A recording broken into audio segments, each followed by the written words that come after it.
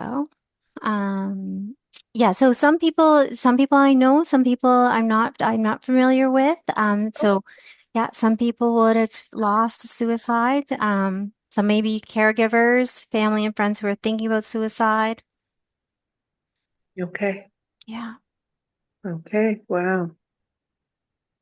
Shauna, you're in here twice. Why? Who? Yeah, I see Yeah. that. Why? Shauna.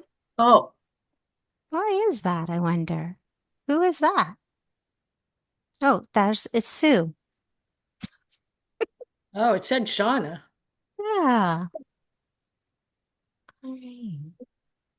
Sue, do you want to do you mind sharing your camera for a sec? Here comes Luann.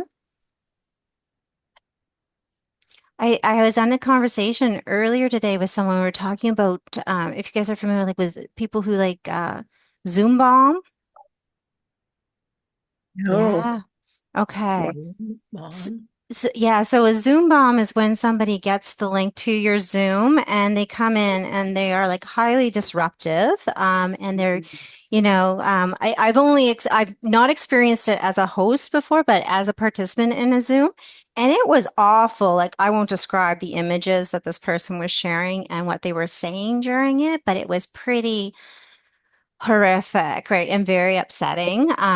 A friend of mine was hosting something. I just felt awful for her. So if that should happen to us, then what I'm going to do is just end this call, right? So we're going to end it and then um, I'll start it back up again. And if people feel okay to come back in, that's good. But we just kind of, yeah, exit out of our Zoom right away so that we can avoid any kind of overexposure to nastiness. Not sure what people I think they need more things to do in their lives. That's That what. happened to ours one time, Mm, and the discriminatory language was yeah, horrific. So yeah, I yeah, had to shut it down. yeah. Brutal, We brutal. we had a parade and this lady is like, I mean, Okay, and I'm going to share my screen here.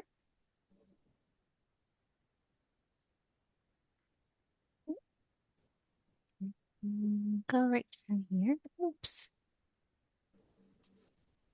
Get myself set.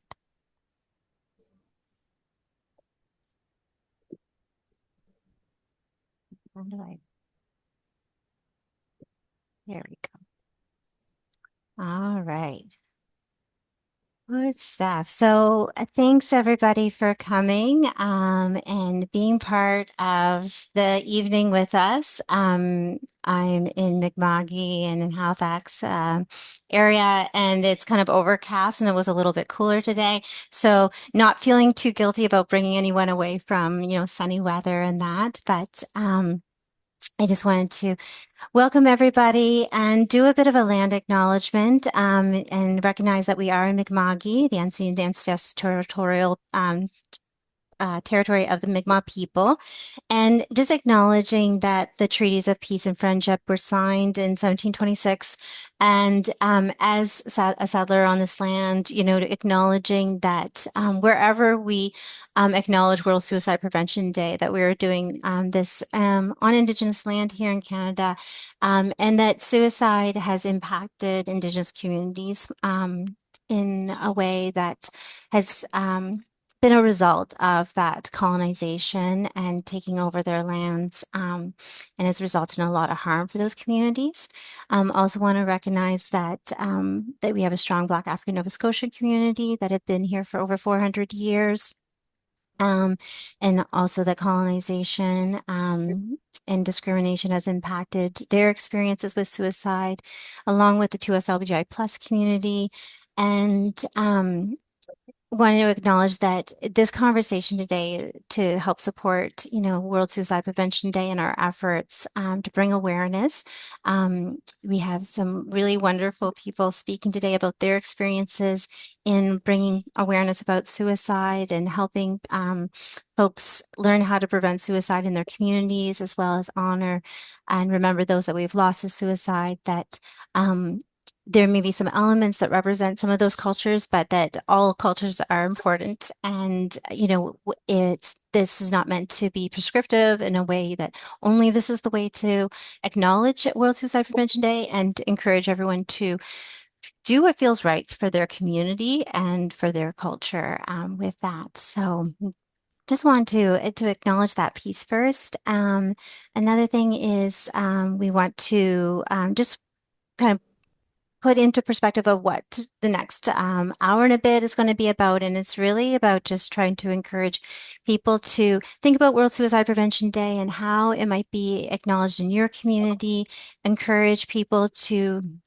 start something up in their community if there's something not already existing, or perhaps connect with people here on this call, who maybe already have something going and joining in those efforts, and being able to reduce stigma around suicide, both for those that have lost to suicide, and reducing the loneliness that can be experienced with that, as well as help bring hope and know how to share resources and know where to get help for those that are thinking about suicide, so that we don't lose any others. Right. Keep going here. Okay, that's that. All right. So yeah, so just so that people kind of know what to expect over the next little bit, we're going to talk about some myths around suicide, and be able to be able to just see how those myths might influence our ways of knowing and understanding, and talking about suicide in our communities. Talk a little bit about how World Suicide Prevention Day events help break down the stigma and build hope. We'll do a little bit of talk about the planning of World Suicide Prevention Day events, and how just to kind of reduce any kind of apprehension or fear around doing something in your community. We won't go into really deep dive of planning, but there's lots of extra resources if people feel that that's something that they want to do.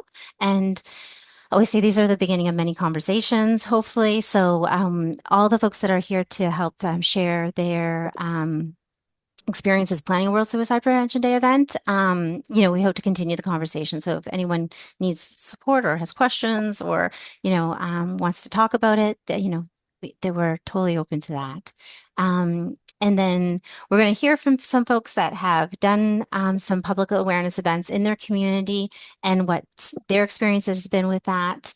I think we have 18 people on the call so far, so I thought we might break out into smaller groups. That might make it comfortable for people to have an opportunity to share and ask questions, and then we'll wrap things up. Okay, does that sound good for everybody?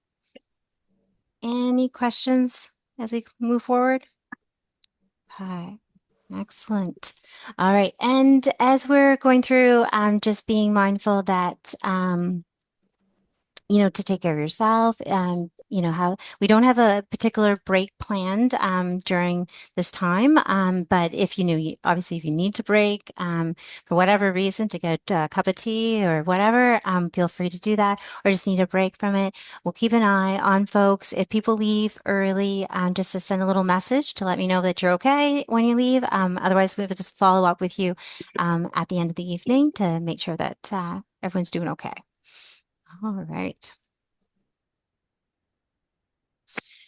Okay, so the first one here is around talking about suicide. So this is one of the myths that we're going to talk about. So talking about suicide makes it worse. So anyone have any thoughts about that, or anything that comes up to mind for you when you think about that?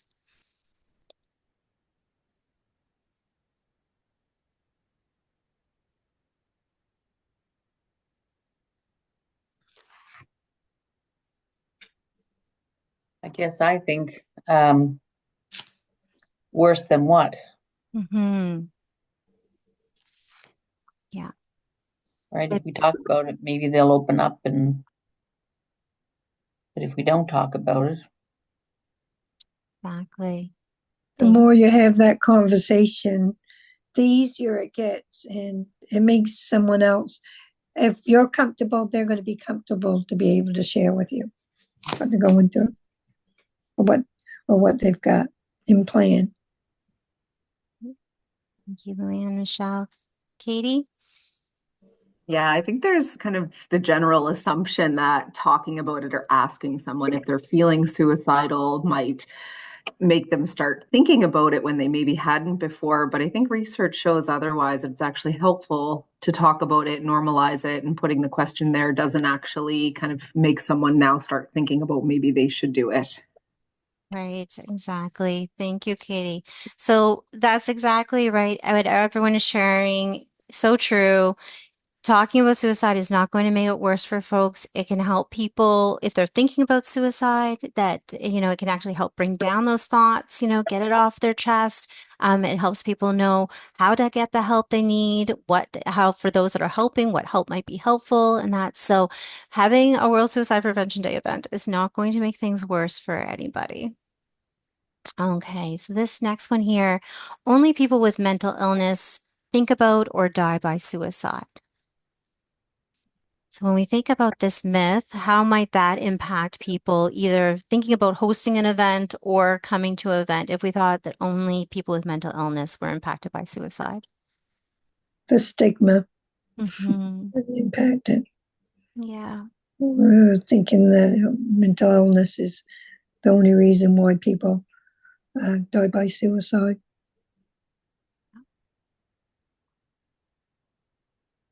Wow, and the stigma around it is why people don't talk about it because they're going to think, oh, then something's wrong with me, or I don't want everyone to think that I have some sort of, psychiatric issue or something. right, exactly. Yeah. And like as I'm a nurse, so I say, would you be ashamed to say that you had a heart attack? Hmm. So it's the same thing. Yeah. It can take someone's life. I think it also limits the ability to prevent suicide sometimes if we're saying it's only people that have a mental health concern and or substance use challenge, that you're not going to catch everyone who's actually contemplating suicide. That's right. Yeah. Yeah. When people don't identify with that, right? Yeah, they can still be thinking about suicide. Yeah. And like you were saying, Luann, I think you were like that idea that, not wanting to be connected to that, not feeling, um, yeah, connect, I guess that's the best way to say it for I'm thinking at this moment to just like around this issue, right? Because there's a lot of stigma around mental illness in of itself, right? So kind of that double whammy with it. So, yeah. And so we want our World Suicide Prevention Day events to be welcoming and open to everybody and anybody. It's not for any particular group of people or per se that. Okay. Okay. So this next one here, people who talk about suicide are attention seeking.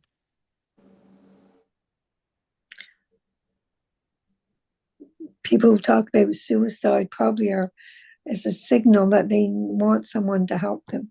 Mm-hmm. And that minimizes the concern or the possible threat. Right. Yep.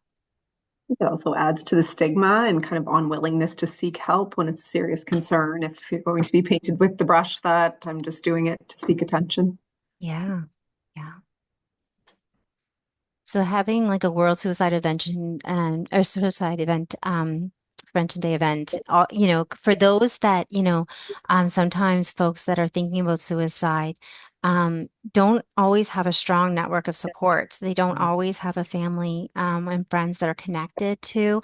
Sometimes, bridges get burnt, these relationships can get challenging. And so if they're seeking out help, right, these types of events may help them connect to others who can help them, providing information at the event to where they can navigate to. So it might help them create some new relationships when their existing relationships are being challenged too. Because a lot of times that's why people feel suicidal. They feel so disconnected to people, Yeah. and they may actually realize how many people do care about them, Yeah. and they are connected. Yeah. Yeah. Great point, Karen. Yeah, that feeling of being alone and no one caring whether I'm here or not. Yeah. Or caring about this issue. Okay. I think also, Shauna, Yeah. um, sometimes people are talking about suicide to people that they're very close to, Hmm. but those individuals may not have the capacity to know how to help. Mm. So it can be detrimental too in that respect, because unless those individuals go to someone else who may have the ability to intervene or provide some sort of services, um, they're peers, but they're not educated and they don't have the awareness. Yeah. So it's a cry for help to maybe a lack of a group of people who actually don't know what to do, Hmm. or where to go, and then that can fall on deaf ears, Yeah. unfortunately, and end up in a traumatizing situation. Hmm. Good point, Bev. Yeah. You also brought up for me too of how sometimes the people that we're closest to are so emotionally connected to them, right? That Yeah. we're not as helpful. We want to be super helpful. We want to make it better. And just because it's so emotionally charged, it can, kind of get in the way sometimes. Yeah. I think with me, I was so wanting to fix everything, but you can't fix it. You have to work through it together. Yeah. Yeah. Very true. Okay. Here's another one. So thinking about suicide is rare in our community.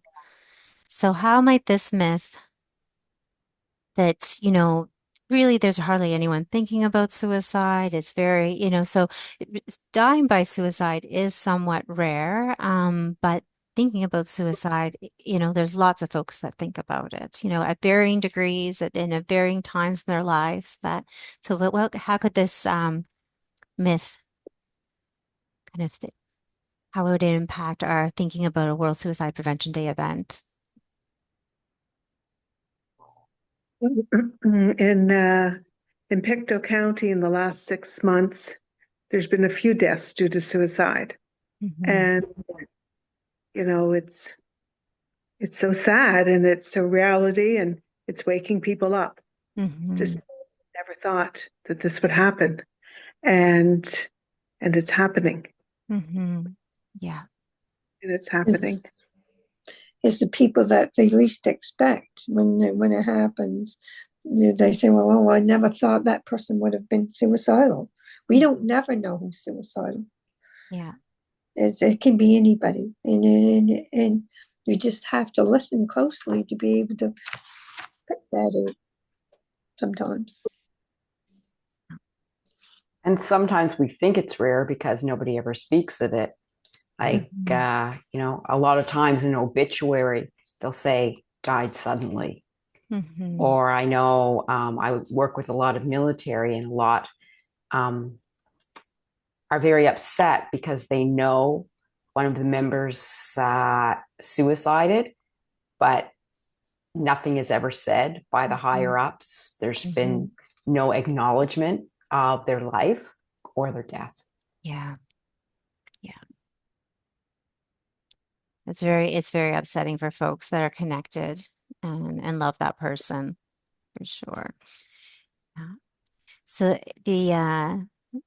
and when we do have an awareness of loss in our communities, then for those that are thinking about suicide, how we respond to that loss and what we do as community, can matter, right? So we want to kind of balance that thinking around, supporting the loss and acknowledging those that, are not here anymore because of suicide, and also provide a message of hope for others who, are thinking about it and maybe thinking, well, that was their solution. This could be my solution too. And so having a World Suicide event, Suicide Prevention Day event and providing that information of hope alongside memory, can help people maybe connect and know that there are other options because that's ultimately what we want. We want to open up those pathways again to life and help people figure out what they can do, what we can do to help them get connected back to life. All right. And so I think this is our last myth here. So it's too risky to talk about suicide at public events. All right. I think people need to be educated more Mhm. so that they can recognize what's going on around them. Yeah. There's always going to be a discomfort when you're talking openly about it, which you have to be aware of because it's not a topic that is, an everyday conversation. Um, as we move towards talking about it more, it will become that way. But there's still so much stigma associated with it that um, I think we have to be cognizant too that there are going to be people when you're in an open venue that are not comfortable Hmm. with it for whatever reason. Maybe it's because they've had thoughts of suicide, maybe they've lost a loved one by suicide, or maybe they're just like, it's just that word itself is very they're just not comfortable with that thought of ending, right? So I don't think it's risky in that capacity, but we just have to be cognizant that there are still people who are very uncomfortable with talking Hmm. about it. Yeah. Yeah. That's a great point, Bev. So when we're like planning something like a World Suicide Prevention Day event, letting people know where the event is going to be, what time it's going to be, and so that we don't want to surprise anybody, or we're not here to force a message on anybody, or make people experience something that they're maybe not ready to experience yet, right? So the more awareness that people have that the event is happening, that it's obviously an option to attend or not attend, are all important factors when thinking about just people's readiness to have these kind of conversations, right? Yeah. Any other thoughts about the risk? Any other risk pieces that people are worried about or thinking about? I think too what you were saying, it's the lead in. Hmm. I've been in different venues that I've been talking about that content. But before I even start the conversation, I make my audience say, like, I want everybody to be aware that the content of this presentation may be unsettling for people and triggering. So just know, again, the word suicide will be utilized. So just be aware that um, if there's something that's triggering, and I always use the assist one, Hmm. if you have to leave the room, please give a thumbs up Mm. that, yeah, I know you're safe. If not, I'll be following you outside or having someone follow you outside to make sure you're okay. Right. So, um, yeah. Yeah, great points, Bev. Aaron. Um, Hello. One of the ways that we've learned to help mitigate any risk, because when we host events for World Suicide Prevention Day at CMHA, is we also uh, we use the line that Bev just shared, but we also usually have the same, just like they do with assist, we have a safety person or a person that's there. That, and we always say, if Hmm. this is a heavy topic, you never know how it's going to impact you. If you need to leave the room, you need to talk to somebody, there's someone available, and reach out privately and we'll set that up. And in the last, say, 4 or 5 years, someone's probably needed that 2 or 3 times, but it helps people feel like safer, I think, Yeah. feel better at the event having that person. Yeah. Excellent. Yeah, thanks, Erin, for sharing that. Yeah, and just to being prepared. So at the event itself, there's going to be lots of information there to support people. And so that's one way. And then having some designated folks that are just there to look out for other people, to be able to step aside for a moment, take some deep breaths, help get grounded again. It doesn't necessarily need to be a social worker or a therapist. It can be, but it can also be somebody who just is good at taking some deep breaths distress, holding space with that person, helping ground them and connect them. And if they do need to be connected to more resources, then we have those resources there as far as like 98 numbers and people to contact and connect with if they need to have larger conversations. Okay. So those are some, so those, thanks for just participating in a little bit of conversation around that. So it just bringing out some of the things that maybe make it apprehensive for people to do something about World Suicide Prevention Day, to bring awareness, to have open conversations about it. These are things that people can often feel, and it make people nervous about moving forward with doing something that is just really important at the end of the day to bring that awareness and to reduce the isolation around suicide. So, by having these events that we hope to break down the stigma and build hope for people in the community. And Annette mentioned in her area how there's been just more awareness of folks that have been dying by suicide, and that it can feel for communities that have had a lot of loss in a short amount of time feel like hopeless. It can feel scary and overwhelming. So creating space for people to gather and find ways to remember people that have lost, find connection, and balancing that with the help. Those that are looking for help and resources and having those pieces there. So having that kind of dual message that we miss the people that we've lost to suicide. We wish that they were still here with us. And we hope that for those that are thinking about suicide today, that we can help connect you to support resources, or at least not feel so alone right now in this. So some of the folks here will be sharing some of the things that they've done in the past, but just these are some like just different ideas. Again, this doesn't need to be what you do, but like things like candlelight vigils, hope walls, wellness fairs, art shows, storytelling circles. It can look like a lot of different things. It doesn't have to, it shouldn't look all the same, right? It should look like what feels good for you as somebody who might be organizing this or participating in it. And it should like feel good for the community, right? So it can be small, it could be large. So we're just going to do like a really high level like overview of what it would be what it might look like to plan a World Suicide Prevention Day event. I'm not going to go into the nitty-gritty and the details, and there are 100 things that we could talk about. I'm going to send a link to some resources and that go into a deeper dive into this. And talk more specifically about some things. But I want to give lots of space for those that have hosted events in their community to be able to share their experiences, because a large part of just our time this evening is really about just getting over the fear of doing it, right? And build some confidence, because the ladies that are sharing tonight have all been through that, and through that kind of like, should we do this? Can we do this? Is it going to happen? And so so I think speaking on that is really important, because these are some things that are like really like, if you've planned an event, any type of event, or have organized something, it's like very similar, right? But the nuance of having it about suicide prevention adds an extra layer. So just high level piece, like forming a committee. So when I say forming committee, like I'm talking like get together with two of your best friends, right?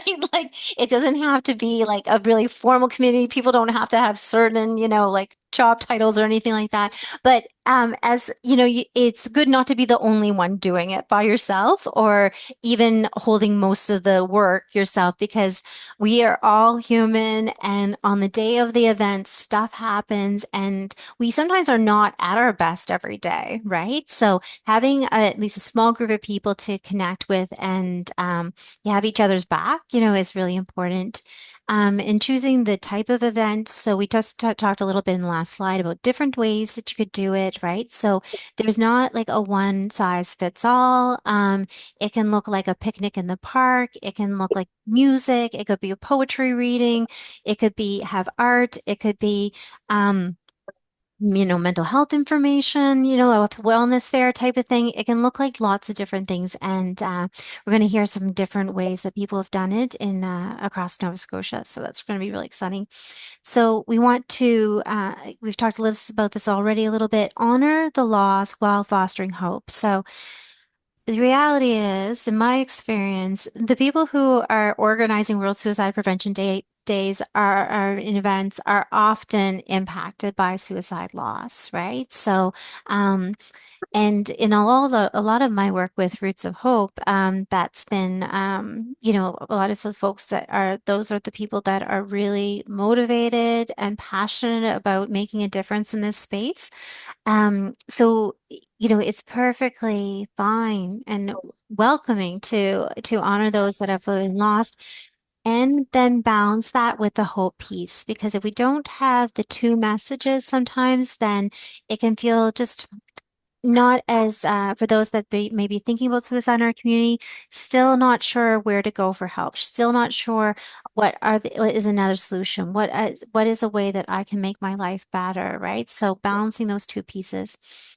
Um, the next step is just around finding partners. So, when it comes to the cost of a World Suicide Prevention Day event, it doesn't have to be uber expensive. It doesn't have to cost lots of money. You don't need to have a huge budget for it.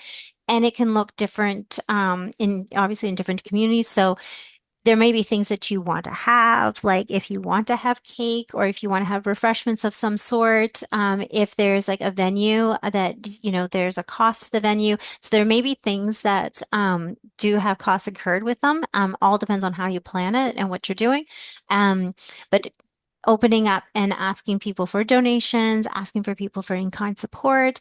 Often, when they know that it's connected to suicide prevention, people are very willing to give and share and that sort of things. So, it's kind of surprising sometimes in my journeys, like, when you're talking to people, like, and sometimes I'm not even talking like about suicide or whatever, but something will come up or like someone will ask what I do or, like it's something will happen, right? And then I'm there for like I've been at a place where I've been like just like setting up for something and they'll be like, well, so what's this about? And I'll be like, oh, well, we're doing this, da da da. And they'll be like, oh, you know what? I lost my cousin, which is not a conversation that normally would come out from this person, like if I was doing something else or whatever. But because they know that I'm connected to suicide, then they open up about their experiences. So it's an opportunity for the community to get involved. And you never know what business owner or, organization has also been touched by suicide and is just looking for that opportunity to contribute and give.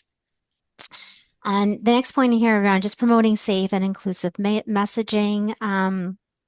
There's some resources in the toolkit that around just creating some safe messages around suicide. So there's things like, we try not to say commit suicide, but rather say die by suicide and these sort of things. Again, keeping the hope messages of hope there, inclusive messaging and that sort of thing, so that it's as welcoming as possible for everyone.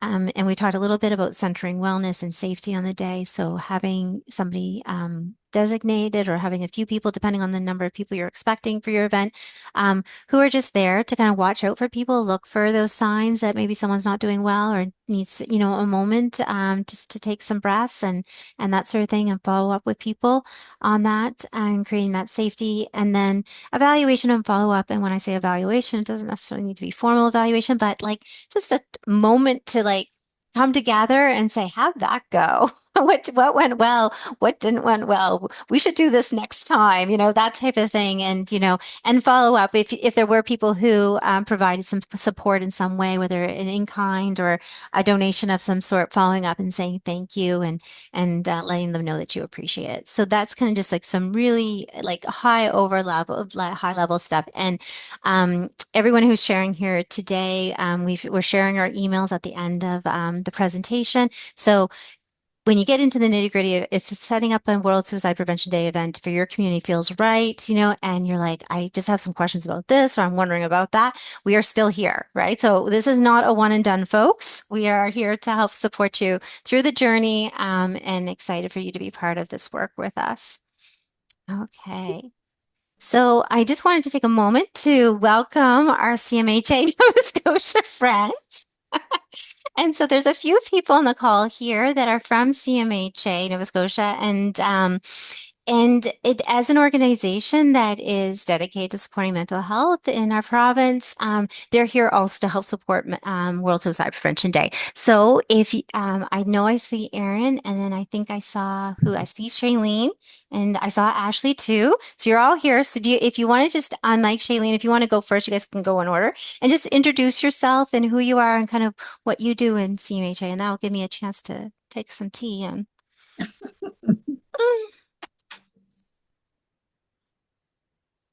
You can go first, Shailene. Okay, I was just trying to find um, the screen cleared out. But my name is Shailene Gugu. I am the CAS coordinator for CMHA Nova Scotia, and that stands for Communities Addressing Suicide Together. CAS does a lot of training, education, awareness, and campaigns and resource sharing. CAS aims to be involved in things that are happening in the community and that are focused towards suicide prevention and life promotion. Events on Suicide Prevention Day are a great way for CAS to connect with the different communities. CAS delivers evidence-based suicide prevention and intervention training, such as Assist and Safe Talk, to organizations, communities throughout the province. So, yes, and Ashley is going to talk about CMHA a little bit. Awesome, thanks. So yeah, like Shailene said, I'm Ashley, and I also work at CMHA. I'm on the training and education team. So a large focus of what I do is provide our Safe Talk and Assist workshops, so suicide intervention and suicide alertness workshops. So that's a lot of, on our prevention side and life promotion. But I also want to just offer our interest and support in being involved in any events or activities that are going on for this day. We would love to just be supportive and be able to be in community. I am located in the Sydney Cape Breton area. So if anyone, I know Shauna mentioned there was someone on the call who's potentially going to be, yeah, Kimberly, running an event. So I would love to connect. Hopefully we can exchange emails. I do have to dip out a few minutes early of this call, but we'll get connected. And yeah, we just really want to be able to support community and be involved. And we have lots of other things that happen at CMHA as well. So if you have any questions, please feel free to reach out to us and we can give you some information or get you connected to anything that could be helpful.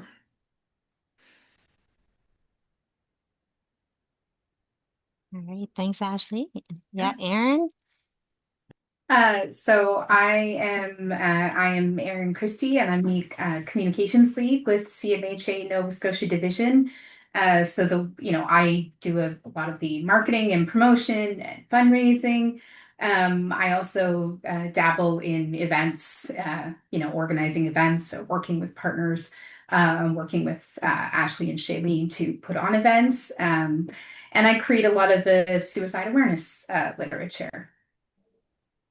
Perfect. Thank you, folks, for sharing. So, so you see their emails are there. And so feel free to reach out to these folks as well. If something comes up, questions about how to word something or questions about creating safety at your event and that sort of thing. There's some extra folks here that are very well versed in all that type of stuff as well. All right. So now we're going to get into some people's experiences around hosting public awareness events, World Suicide Prevention Day events, and just give an opportunity for them to share what it was like, what it meant to be part of planning an event, why it mattered to them, how this helped people feel included and supported. So things that they did, that the community did to help support them and just offer any words of encouragement and that sort of thing. So we have somebody from every zone and two from the northern zone. As I mentioned, we are all white cisgendered women, so we're coming from that world and that perspective. So these are just ideas about what's happening and what could happen, but there's obviously lots of different ways that people can acknowledge and support World Suicide Prevention Day. I'm going to click next, and what you're going to see is some pictures of the person's event, and that person's going to speak on their event. And I believe, Luann, you are up first. Are you, Oh, are you, yeah, okay. are you Yeah, ready? I'm ready. I'm ready. All right. And so just being mindful of time, Okay. and so this is just to give an idea of the event and hopefully encourage others to share, get connected again with it. All right. Here we go, Luann. Hi, my name's Luann Link, and I'm living Clark's Harbor, Nova Scotia. We lost our son, Jevin Link, August 1st of 2021. And I like it left me in shock. So my thing is to get out there and speak to people about suicide and to help someone to find the resources. So the first year that we did it, we had just probably maybe 10 or 15 people, and it was all my family or friends. The second one was last year, and we had a big event. We had music, we had cake, we had probably over 100 people. I reached out to people that had lost their father 50 years before, their brother 25 years. I've specifically reached out because, they're still grieving, these people, and they've probably lived with the stigma of suicide. And like it's sad to see that someone isn't able to celebrate their person that they had, and that it stopped right there. So I think it opened a lot of people's eyes, and they really enjoyed the event. We had bracelet making, and there was three other ladies that had lost someone to suicide that was close to them that we included in the event. We all made a t-shirt with the person that we lost, and with something wrote on the back, and we walked through our town with banners like our sign, and the Care and Recovery Center also helped us with it too. They were a big support to us. We had hot dogs, and we had a little young lady that sang, and she had lost a friend to suicide, so she understood the whole story behind it, and she was real. It was really a celebration of life. We had a teacher that Jevin was really close to that come and read something, and it really brought a lot of happiness for some people to be able to talk about their loved one and celebrate their life. And it's a celebration of life, and it's we can't help that we lost someone. We did the best we could with the resources that we had. Mhm. That's beautiful, Luann. Thank you. Yeah, and that idea, like that it's starting small, it gets big, it can get bigger and bigger, right? And I just love how you share how you created space in the community for that. Sometimes people are looking to connect with others. It can be really scary trying to connect with others. So it's a brave move to do this, but people do come out and support it when we've I created those figure spaces. we've had a few suicides since last year, and I know that it's going to be bigger this year. It's impacted people, and people's having that conversation. I'm truly thankful for my community because they've been very supportive. Hmm. Yeah. I couldn't be or do what I can do with all them, and CMHA, Nova Scotia, and Roots of Hope, Hmm. and all the ladies on that are here tonight that support one another. That's a big having support. Being able to talk is a big thing. It is. Yeah. Yeah. Yeah. There's lots of folks in our communities who are told, or not told, but encouraged, like people don't, don't always give space for people to talk and share what's going on with them. So it's so important. Or if anybody knows me, then I'm going to share. Yes, you do, Luann. I You think that's do. a common thread among all of us, Luann. Yes, yes. And we are Thank thankful you. for that. Okay, so next, Annette, and the next comes from Pictou County. Hi, my name's Annette St. Louis, and I live in Durham, Pictou County. And December 17th, 2020, we lost our 21-year-old son, Nick, to suicide. And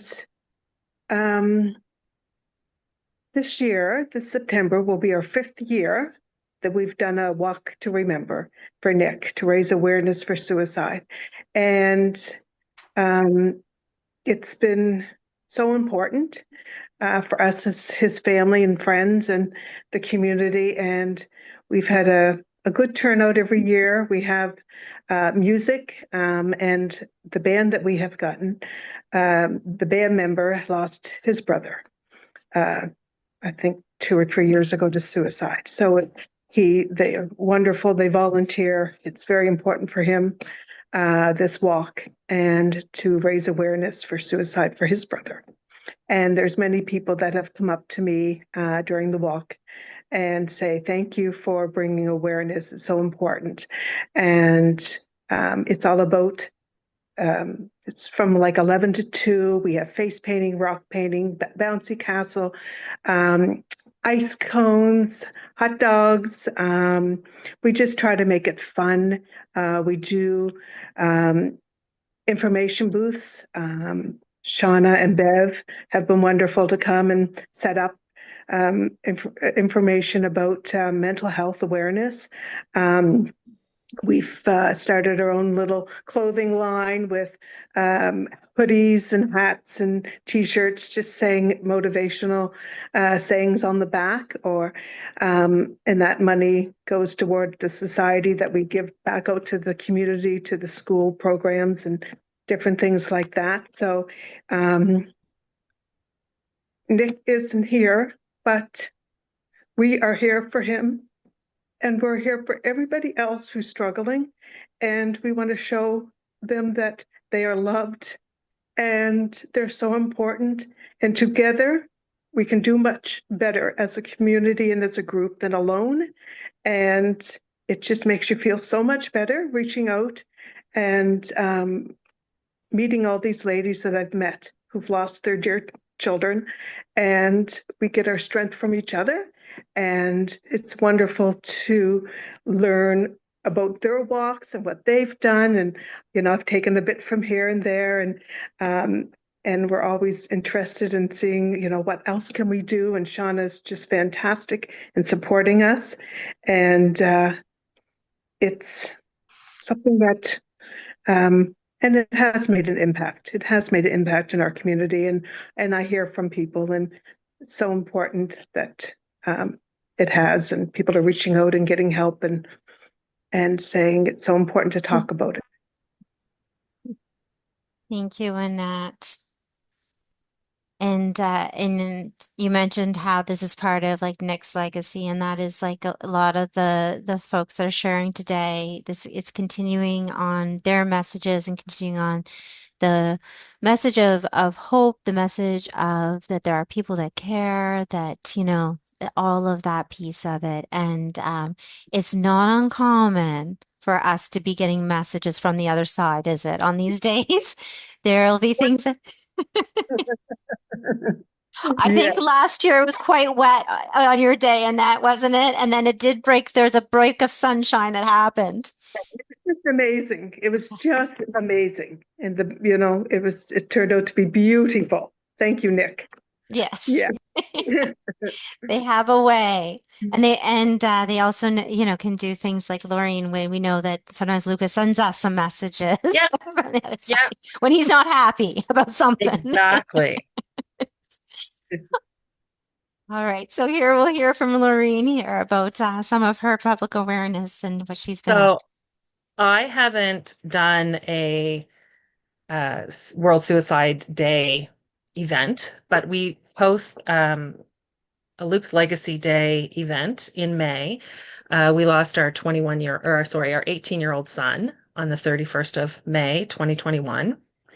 And we've held 3 Luke's Legacy Family Fun and Mental Health Awareness Days in May.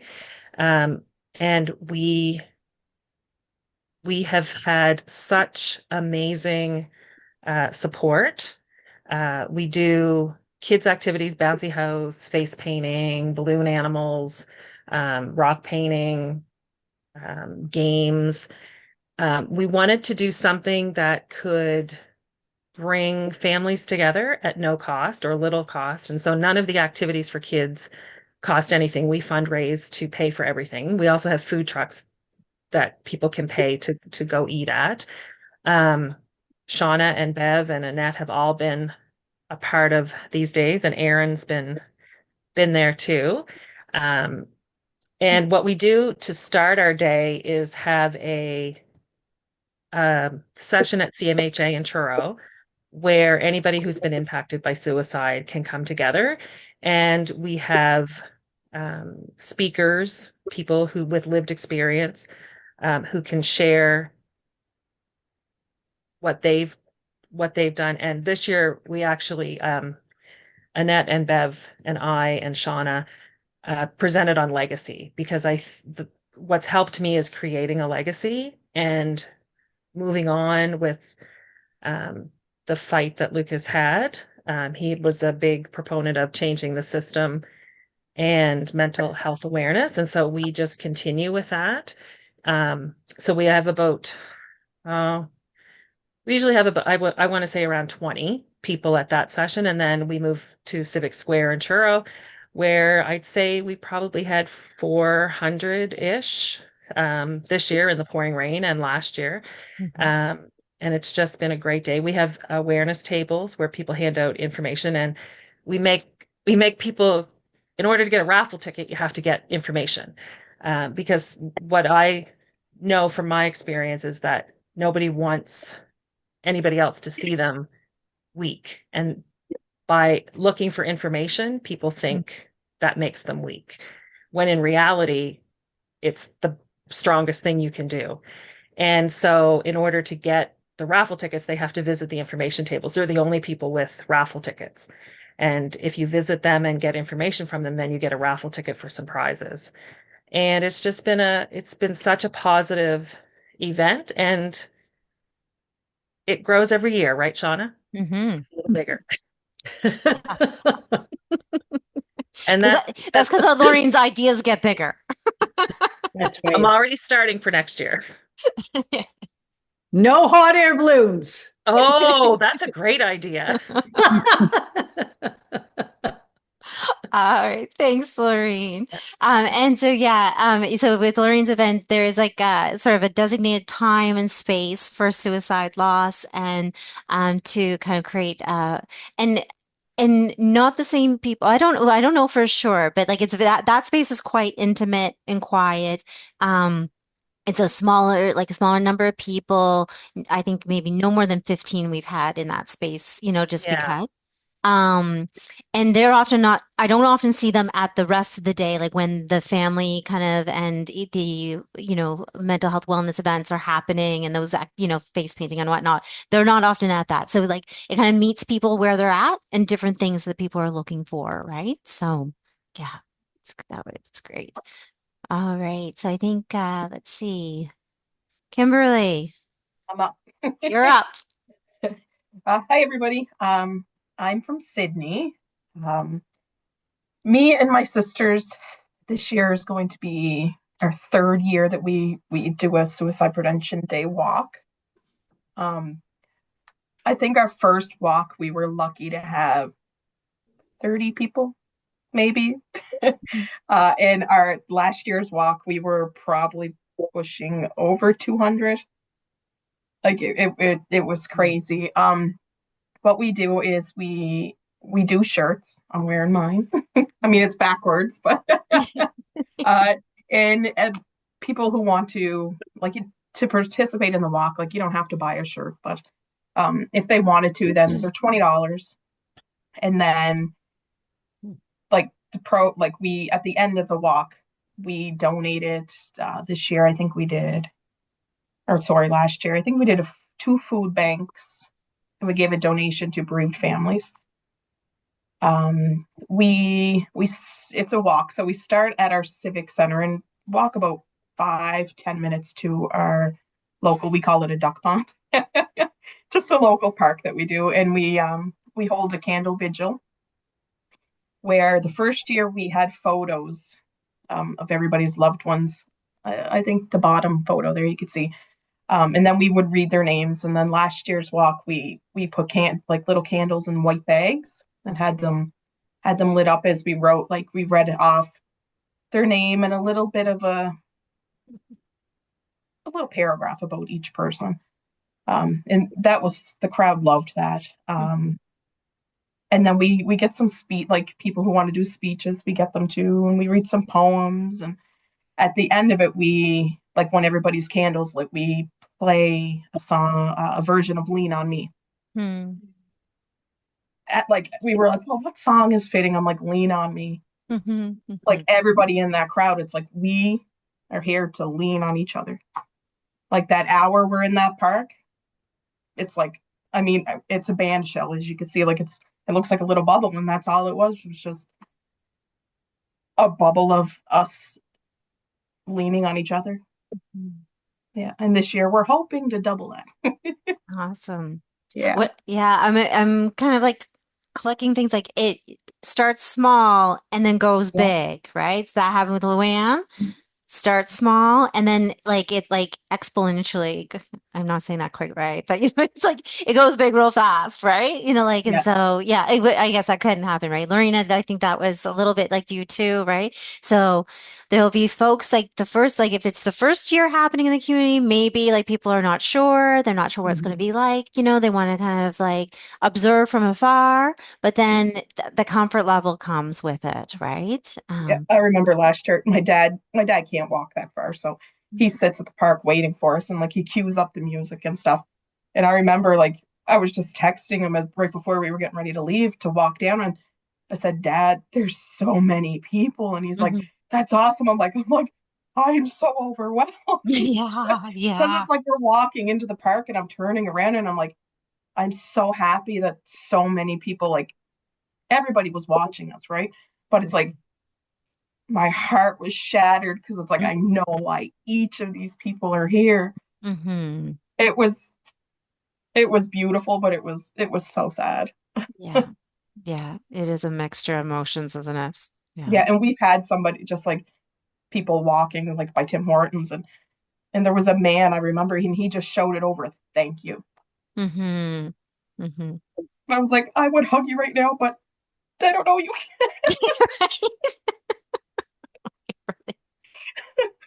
Oh, Yeah, so we're hoping this year we get some more people and yeah. make it bigger. Yeah. Excellent. Thank you, Kimberly. And then the last person, Bev. Yeah, so my name's Bev, and I lost my son, Seamus, in 2017 at the age of 22. Um, and he was my only child, so that was a big loss in my life. Um, and I I kind of jumped in with 2 feet the first year. In September, only 5 months after Shay passed. And you have to realize that I live in Eastern Shore in the Musquedominant Harbor, East Chesapeake area, and I moved here, so I'm still considered from away, even though I've lived here 30 years. But Shay was raised here, so this was his community.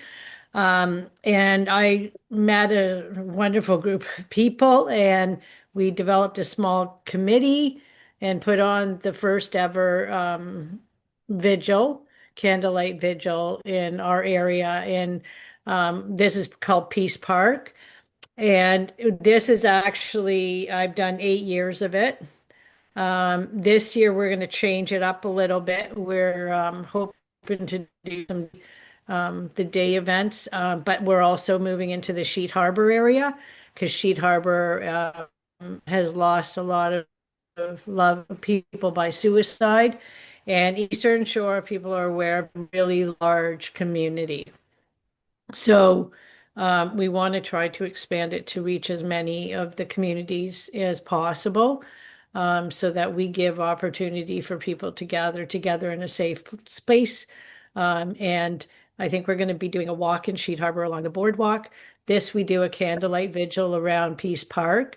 Um, we have musicians who have come and spoken about their struggles with mental health issues. The first musicians we had were from a band called Foggy Road, and they lost their drummer to suicide. Actually, it was a year to the date before Seamus's suicide. So it was the mother and I are very close friends.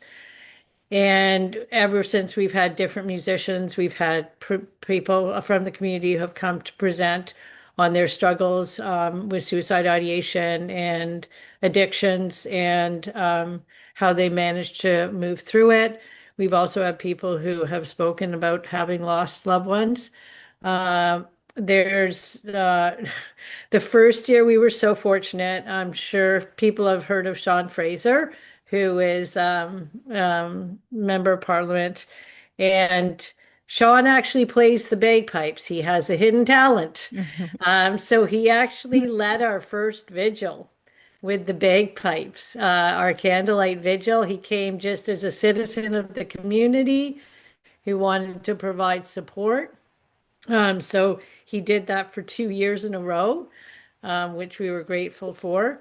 We have a lot of age stores and Superstore donates, and just a lot of different community agencies, businesses, organizations who donate materials, supplies, freebies of all sorts of things. So that's great. We usually start at, I think we've started planning already for this year. Um, in addition to, oh, then we switched over, and these three women here, they're Indigenous drummers. So they lead the vigil walk now, and sing, do an Indigenous tune that is like to the skies and the spirits in the universe who have left us, but are very much a part of who we are. And in this picture on the bear, it says Seamus Higgins, and it's his dates, and on the front of it says the world is yours. And I do this is my vigil, but in April every year, starting the same year that Shay passed, I hold a birthday celebration for Shay. And this will be also the 8th year of holding a birthday celebration. And it's also a fundraising initiative for Eastern Shore Mental Health. It happened at the pub this year. It's happened different places over the years. So we're giving back to our community. Eastern Shore Mental Health provides financial support to individuals in our community who don't have the capacity or the funds to maybe seek out counseling support. So they'll pay for a certain amount of the counseling sessions for them, and a variety of other things. So that's our contribution to go back into Eastern Shore Mental Health so they can support others in the community who are struggling with various different mental health issues. A couple of Seamus's friends have accessed that over time, and I've provided them with that information on where they could go to get that support, and they've used it to their benefit to help them move through their struggles at difficult times. So, yeah. And I think all of us do such amazing work and it doesn't all happen in the suicide prevention time. As Lorene said, she does hers in May. May is mental health awareness. So that's a great time to have it. October is Mental Illness Awareness Week. So there's all types of months that we can provide those services to individuals and talk about the whole concept of maintaining one's mental health and well-being, and put the word out about suicide awareness and education. So I am so grateful I met Shauna and Annette and Lorene and Luann, because they've been my support system when I really didn't have anyone who got me. So yeah, and we just support each other in adventures of destigmatizing the whole issue of suicide and bringing awareness and education into our communities. Thank you, Bev. And I want to share this picture with you in the sweatshirt here. This woman beside you, she was Right. from Ontario, I think, to Ontario, Quebec, maybe? Quebec. Quebec. And so, so Muscatobit Harbor is like not like you don't drive through Muscatobit Harbor to get somewhere else, like, in like in that way, like you're like on your way to Truro and going to New Brunswick type of thing, right? And it was the most random thing that she just happened to come across the park, which is kind of like not like a main thoroughfare type of thing. Like and she came and she had lost someone to suicide in the past. And it was just really, just what like, well, there are no coincidences when it comes to this stuff, right? And it just like we were there, and the moon was so bright that evening as well, right? And just yeah, she just shared her story with us and just felt like a sense of connection, and because she had been feeling lonely in her grief journey to that point, Bev, if I'm remembering that right. Yeah. It was funny because I went up to her and I do hug anybody. Like I'm a hugger, so I'll just go up to anybody and I introduce myself and give them a big hug. But she had actually, the moon was so bright, she was in her car and she was following the moon. Hmm. And the moon led her to Peace Park. And she got out of her car and she didn't know what was going on. So she came into the park and Yeah. she, I think, talked to Sean and then she came to me and I engaged in a conversation. She goes, I got here because I was following the moon. Hmm. Yeah. And this is where it led me. Yeah. Yeah. Yeah. It was really, it was a beautiful Beautiful story. connection. Yeah. Yeah. Okay. So thank you. Thank you for everybody who shared. So those are all the, some examples of the way that World Suicide Prevention Day can happen in community, and just some, yeah, different ways to go about it. They all look different. They all have a little bit of a different feel to them, but all beautiful and also helpful in just bringing that awareness and creating a sense of connection in the community. So I think, let me just here. Okay, so here I'm breakout groups. So I'm just going to figure out here how to get us to into these breakout groups. Oh my goodness, it have dropped down there. How to navigate that? There it is. I'm back. Oh my goodness, so stressful, right? Okay, so with the breakout groups, so this is what the plan is. So we'll see if it goes to plan.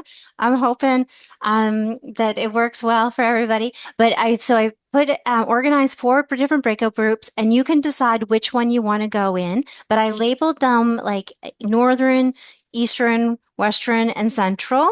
So for those that shared, there are suicide prevention day events. So if you go to where you live, right, and then others can join. If you're from that area geographically, you can join and just get connected to some folks that are closest to you. Or if there was like a story or an experience that you want to know about or have some questions about, feel free to join another room. And if you don't feel like joining a room, that's okay too. This is completely up to you. So I'm going to click this breakout button here and make sure that I have it set up so everyone's allowed to join whatever room they want. And so let me see. I'm going to click on the open rooms. Oh, here, Erin's sending me if you want next time. Oh, Erin's saying to me, next time she's going to help me with the technical pieces. Thanks, Erin.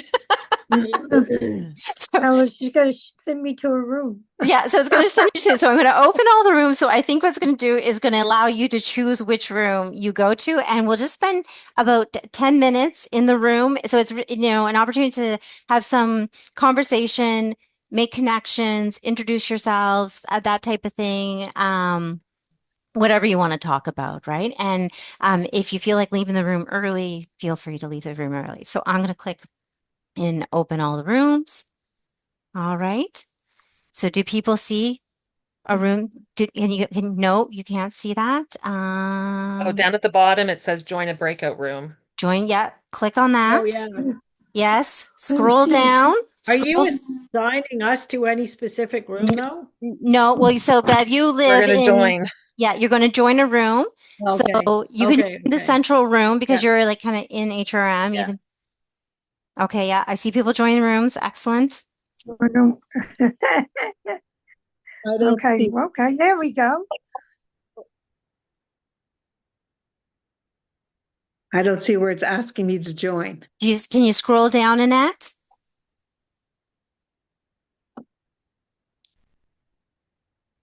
I think I can also, let's see, unassign. So so I'm going to assign you, Annette, to a room, okay? I'm going to put you in a room. I Okay. can't see it on my phone either. Okay, I'm going to put you in a room too, Oh, Kimberly. I can see it now, actually. Hold on. Okay. The stupid computer. That's okay. Yeah, you're in. There you go. So Maria, Brianna, you just speak up if you need me to help. You can join a room, or otherwise we will just Can you put me in a room for Eastern Zone, please? This is Brianna speaking. Yes, Brianna, happy to. Awesome, thank you. Eastern Zone, love? Yeah. All right, you got it. You're on your way. Thanks.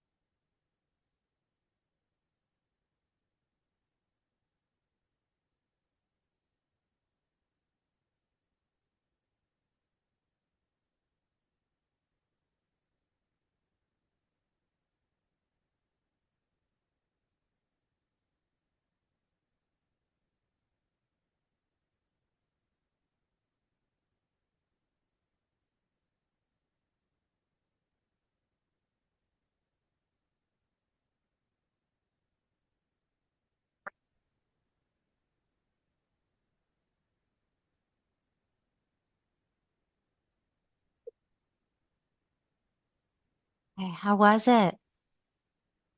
Good. I'm there writing down their blocks that they did. Excellent. This is all the Eastern Zone folks here. I know. I was like, did everybody leave? I was like looking at it for a minute. Oh, it's that awkward Zoom time where know that the time is coming to close. Do I have a moment to say one more thing? Or are we just going to look at each other awkwardly for the last 30 seconds? Yeah. It popped up. I'm like, what do I press? What? Yeah. She's like, what did I press? Leave. And then we're like, okay, we'll leave too. As I pointing to it, I pressed it as I said it.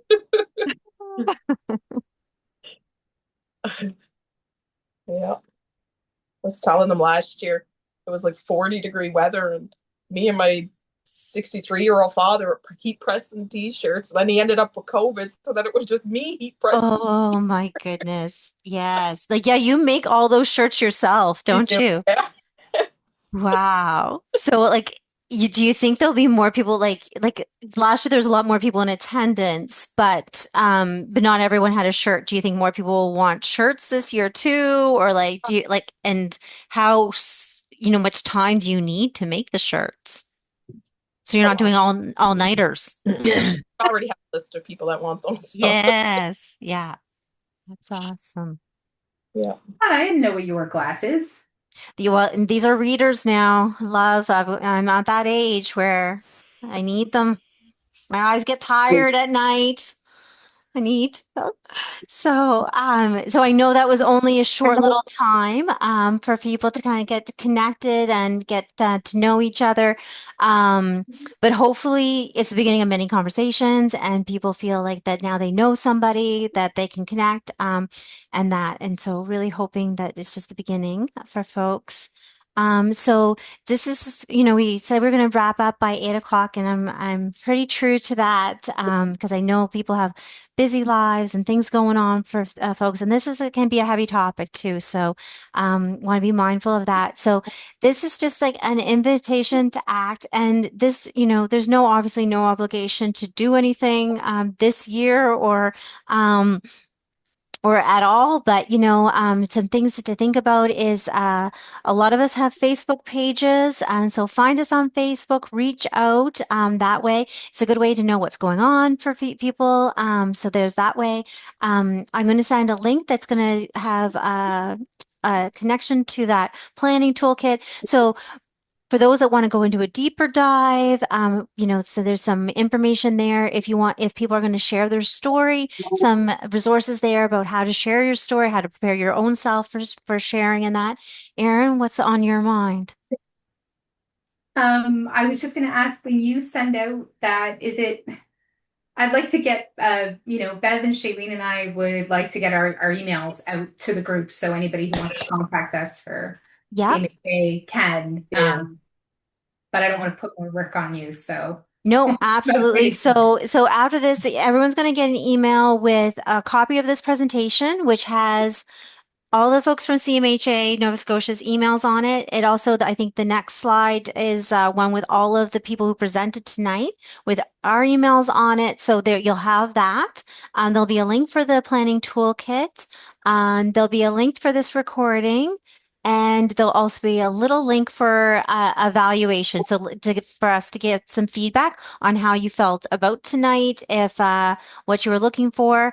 And this QR code here is also like if you're planning a World Suicide Prevention Day event or a public awareness event, then and you would like a package of information resources. So this would be information about how to get help, places that help, people who are doing programs and that sort of thing. So there'll be some stuff from Nova Scotia Health in there, but also CMHA, Bereaved Families, Healthy Minds, Eating Disorders, Nova Scotia. So lots of different information from different community organizations and Nova Scotia Health. So if that's of interest, then you can either scan that QR code now, but there'll also be a link in the email to fill that out. So for those that are already planning underway, go for it. And if you're still thinking about it, you'll have the link there. Other ways is just joining a planning committee, something that's already established, or just attending a World Suicide Prevention Day event, and that can be in person. There's also going to be online events. The Canadian Association for Suicide Prevention usually does an online event. So I'll be sharing that information with folks as well. So if it just kind of get the ball rolling and knowing that you're not alone in this. And so here's a slide with all of our faces again and the ways to connect with us through email or again Facebook if that feels right for folks. Yeah, so that's everybody. And last slide here is just a thank you. So thank you for taking time out this evening to join us. Thanks for hearing the stories, giving an opportunity for those that have been doing this work to share their experiences. It's part of it's just building connection with each other, right? And not feeling alone in this journey. And, we've got your backs. And we're here to support all the work that you're doing. If anybody is feeling like, that they need to further talk, I'll stay on the line for a little bit longer. There's also these resources as well. And these folks on the other side end of these phone lines can hold that space also to hear stories and navigate to different resources and helps and supports there. So, and then there's a QR code there for our feedback here just for tonight. How did this go? How did this feel for folks? What can we do different? And just, yeah, really open to hearing what you're thinking and how you're doing. Okay, so that's all I've got. Does anyone want to say anything before I stop the recording? Or maybe I'll stop the recording and people might want to say something. I want to thank everybody for coming. Yeah. Thanks for organizing this, Sana. Appreciate it. Yeah, you're welcome. Yeah. It was really nice to see everyone, and thanks so much for sharing your wisdom and experience. And I look forward to being alongside many of you again. So it's nice to see you. Thanks, Ashley. Thank you, everyone, for coming tonight. It does your heart so good. Great. Okay. Okay, I'm going to stop the recording there. So for folks that have listened to this recording, thanks for listening. Fill out the feedback form too. We want your feedback too.